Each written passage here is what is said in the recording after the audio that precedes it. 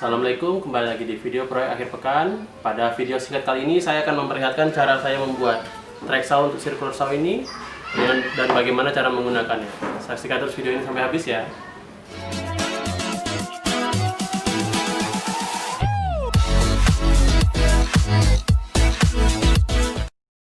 Ya, pekerjaan dimulai dengan pemilihan kayu yang panjangnya cukup dan lebarnya cukup. Ini dipotong strip selebar 6 cm. Karena saya ingin membuat 3 buah track saw-nya, jadi saya bikin 2 kali ya. Yang ini dia pengamplasan dulu untuk menghaluskan permukaan dari track saw-nya agar pada saat circular saw-nya berjalan di atasnya dia lebih mulus, dengan juga untuk memperbagus kontak dalam permukaan pada saat kita mengelem. Ya, ini diamplas semuanya. Ya, setelah selesai pengamplasan, ini pengeleman dari guide-nya di atas track saw-nya. Ini semuanya dia dipasang dengan lem dan paku. Semuanya dipaku di 2 buah paku dengan berjarak lebih kurang 20 cm. Setiap 20 cm maksudnya. Ya, ini dilakukan juga nanti untuk track saw yang berikutnya. Dia ada 2 track saw yang saya buat ya. Nanti akan dipotong menjadi 3. Sama dilem dulu, lalu dia dipaku. Setelah selesai dilem dan dipaku, maka kita lakukan pemotongan pertama. Ini untuk membuat zero clearance-nya ya. Dilakukan di kedua track saw yang ada.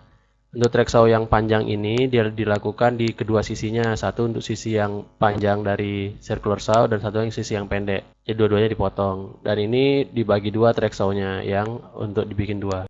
Ya, itu dia cara pembuatannya. Jadi kayu yang awal saya pakai itu adalah yang lebarnya minimal itu 25 cm. Strip ini saya potong 6 cm dan saya tempelkan di belakangnya. Setelah itu baru dipotong. Ya, sekarang ini sudah pas flush dengan circular saw-nya. Berikut ini saya akan memperlihatkan bagaimana cara menggunakan track saw ini ya. Ya, ini adalah sebuah plywood. Ini saya contoh pakai yang kecil aja ya. Ini bisa dipakai untuk yang panjang. Ya, tapi ini adalah inti cara penggunaannya. Jadi sama kita ini panjang plywoodnya 39,7 cm. Misalnya kita memotong di 37 cm ya, 37 cm. Jadi kita tandain di 37. Setelah itu supaya dia tegak lurus misalnya dengan sisi sini atau sisi sini, terserah mau sisi yang mana. Kalau dua-duanya paralel, tentu siku di sini sama dengan siku di sini ya. Jadi kita contoh yang dari atas. Kita paskan di sini tempatnya, habis itu kita beri garis. Ya, kita beri garis. Agak panjang lah ya. Setelah itu ujung ini diletakkan ya pas di sebelah garisnya. Ingat, untuk meletakkan track saw-nya ini harus diletakkan di sisi kita mengukur ya. Jadi kalau misalnya kita ukur dari sini 37 cm, kita meletakkan track saw-nya di bagian sini. Jangan di bagian kebalikannya. Karena kalau kita meletakkan di bagian ini, kita potong, maka kita akan lebih pendek dari yang kita ukur. Kenapa? Karena si blade circular saw sendiri itu memiliki ketebalan lebih kurang 1,7 sampai 2, ada yang 2 mm, ada yang 2, sekian mm, tergantung mereknya. Ya. Jadi kita meletakkannya di bagian yang kita ukur. Ya, contohnya di sini. Setelah seperti ini, kita tinggal mengklem. Tinggal kita klem.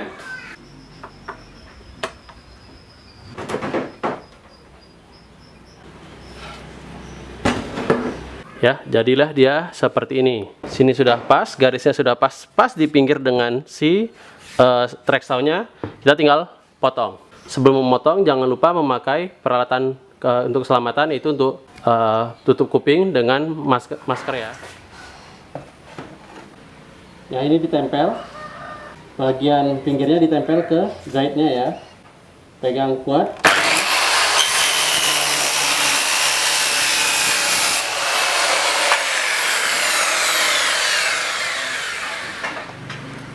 Ya, ini hasilnya, dia rata, betul-betul rata dengan si track saw-nya ya. Ya, sudah rata begini ya sudah. Ya. Kita buka.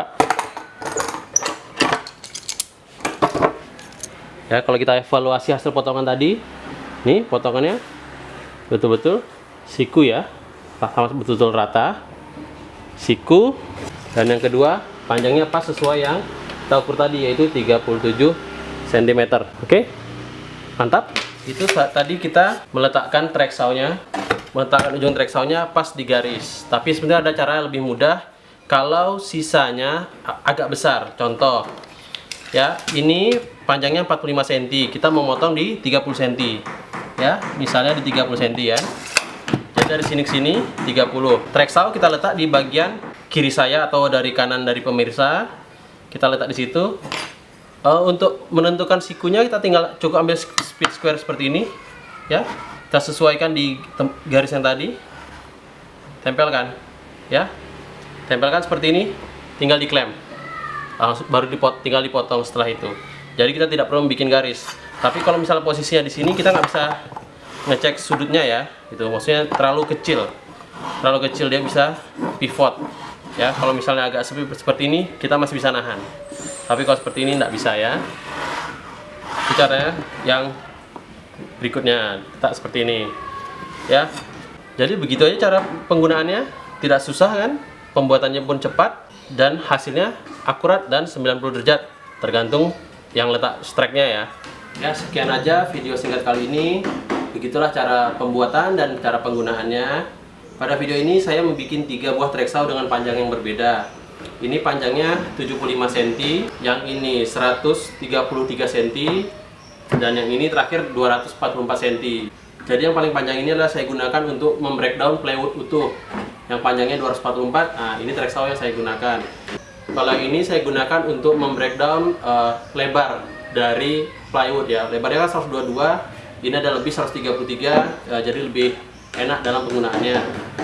Sedangkan yang ini saya gunakan kalau misalnya saya mau memotong kayu-kayu yang kecil seperti yang tadi, kan pendek, hanya lebarnya mungkin hanya 30 cm. Saya menggunakan yang paling kecil. Bila kalian suka video kali ini, boleh di like dan di share. Kalau ada kritik atau saran, boleh di komen di bawah, dan jangan lupa di subscribe untuk video-video berikutnya di mana saya akan menggunakan track saw seperti ini dalam proyek berikutnya. Sampai jumpa lagi di video berikutnya. Terima kasih. Strike-nya ya, 75 cm. Jadi yang paling panjang ini, kalau yang ini